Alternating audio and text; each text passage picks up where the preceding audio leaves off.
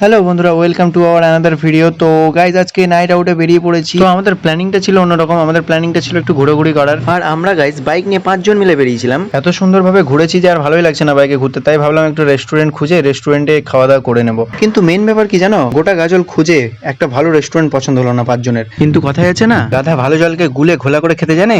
ঠিক ব্যাপারটা আমাদের 5 জনের সাথে তাই হয়েছিল। আর ব্যাপারটা হলো, গাজলে এত ভালো ভালো রেস্টুরেন্ট থাকতে আমরা চলে গেছিলাম সুমন কফি হাউসে। আর এখানে তো তোমরা বুঝতেই পারছো, একটা কোল্ড কফি খেতে গেলে তোমার কিডনি বিক্রি করতে হবে। একটা কথা বলছি না, জায়গাটা খারাপ, জায়গাটা বেশ ভালো।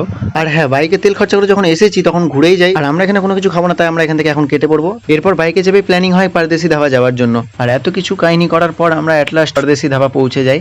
আর এবারে 1 সেকেন্ডও দেরি না করে পেটের টানে ঢুকে বললাম, তার মধ্যে এত কিছু দেখেই খেতে ইচ্ছা করছে। তারপর এখানে মকটেলস এর সুবিধাও রয়েছে। উফ, এরপর আর কি চাই তোমার বলো। কিন্তু একটা কথা, বাইরে থেকে বেশ নিস্তব্ধ লাগছিল, কিন্তু এখানে এত লোক কোথা থেকে চলে এলো। যাই হোক, অনেকক্ষণ পর আমরা মেনু দেখতে বসে গেছি, বাট কোনো লাভ নেই, আমাদের অর্ডার কনফার্ম করা হয়ে গেছে।